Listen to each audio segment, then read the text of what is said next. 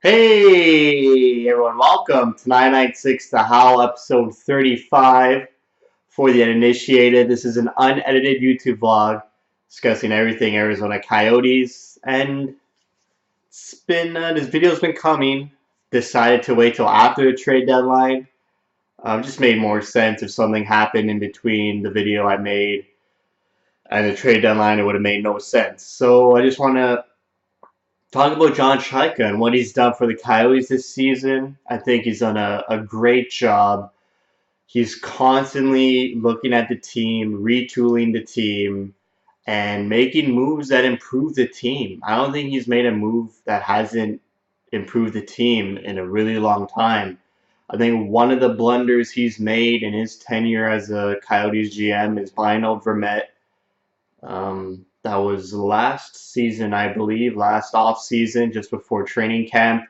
Obviously, Richardson goes down, Strome isn't ready, and our center depth evaporates in a blink of an eye. But that's hindsight 2020.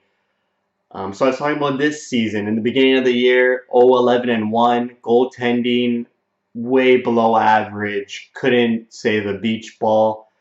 And John Chayka makes a move, getting rid of Louis Domingue and bringing in Scott Wedgwood. And immediately the Coyotes get their first win of the season.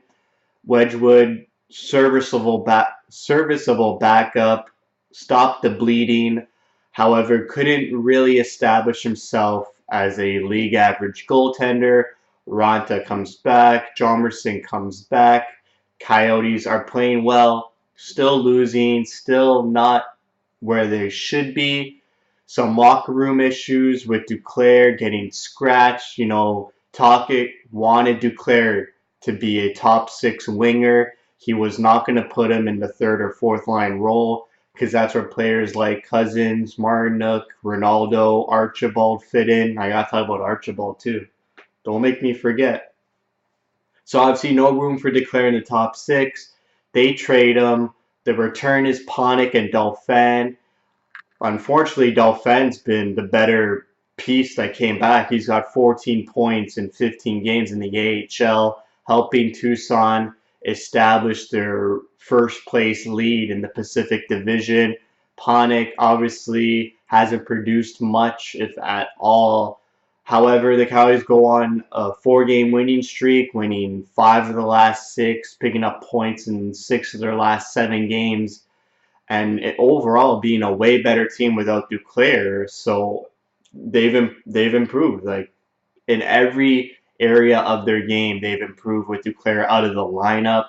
Archibald, like I mentioned before, great trade. I think Chayka gave the Pens a fourth or fifth round pick, and right away Archibald was scoring goals. He was scratched a little bit in the previous month, but he came back, and he's a great third line winger, great speed, great work ethic, complements the Coyotes, system, and that's a great pickup too. And then a couple days before the trade deadline, they trade Reeder and Wedgwood for Kemper. Wedgwood hits waivers the moment LA acquires him, which was a strange move. I guess LA is more confident in their minor league goalie in Campbell than Wedgwood. So Wedgwood will be spending the remainder of the season in the AHL, which is unfortunate for him. But Chayka gets Kemper in return in his first game against Vancouver. Unbelievable. I think his rebound control could use some work, but he kept the Coyotes in that game for 2.5 periods. I mean, it was 1-0 for a while, since the beginning of the first, when the Canucks scored on their power play. Then the Coyotes tie it up. Couple fluke goals, to be honest, by Vancouver. The power play Kemper had no chance on, and then a high tip by Daniel Sedin or Henrik Sedin, one of the Sedins. No chance for Kemper, and then the third goal was a broken 2-on-1 play. So you can't really blame Kemper on those goals, but he looked awesome. He kept the Coyotes in, gave him a chance to get a point, to get a win. Coyotes did not capitalize on power plays or scoring opportunities, had 41 shots against Markstrom, so that's not Kemper's fault. However, yeah, Kemper was a great acquisition, tough move to give away Tobias Reeder, a fan favorite just like Duclair. I mean, sure, Duclair and Reeder weren't producing to the levels that they should have been, but they're fan favorites. People had Duclair jerseys. People have Reeder jerseys. People remember when Reeder got called up against Washington and scored 2 goals against them on the road. They're tough moves to make, but they're the right moves. And fortunately, John Chayka didn't make any more moves because after giving up Duclair and Reeder, people were assuming he'd go and let Domi go or let OEL go, but Chayka stayed the course. He said he would listen to offers, which is true for any GM and any other players. They will look at offers, but obviously he was not actively shopping either of those guys. And Chayka believes in the core of this team. He believes the Coyotes have the players to make that push, and he didn't destroy the core at all. Just look at the Avs last season, and I relate to the Coyotes this year much to the Colorado Avalanche of last year.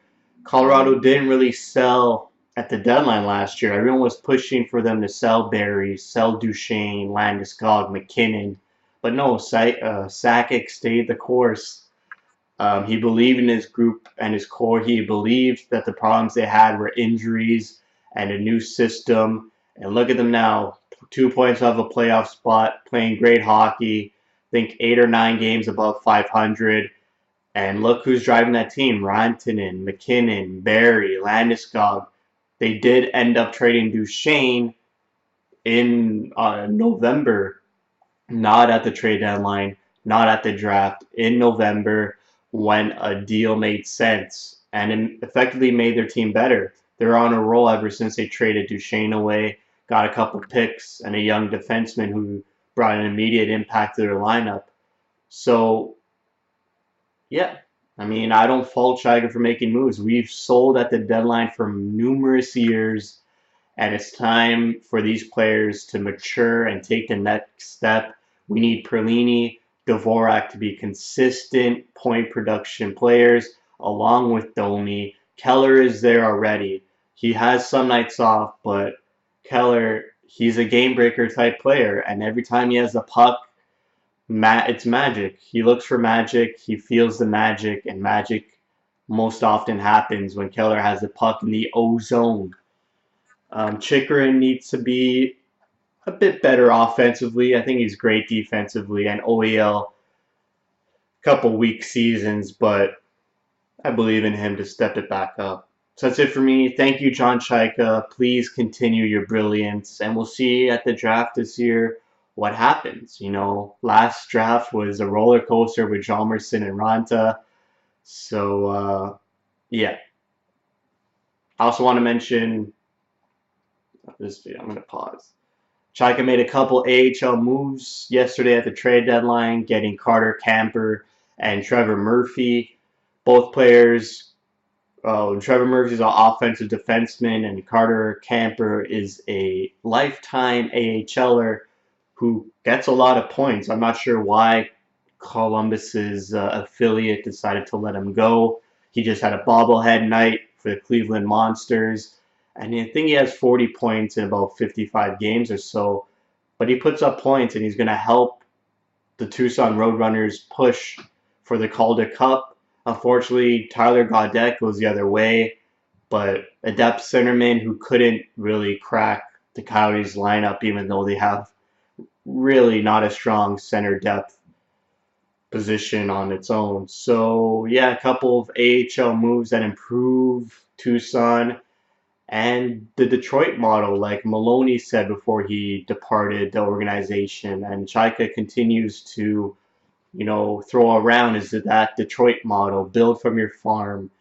The Tucson Roadrunners are first in their division, and then in the ECHL, the Flint Firebirds, they may be called. I forget their name. They're second in the division, and players are playing really well. Great environment in Tucson. You have Strome, Merkley. Merkley's been injured for over a month. So that's caused Strome to really decline his production because Strome and Merkley were tearing it up in the A.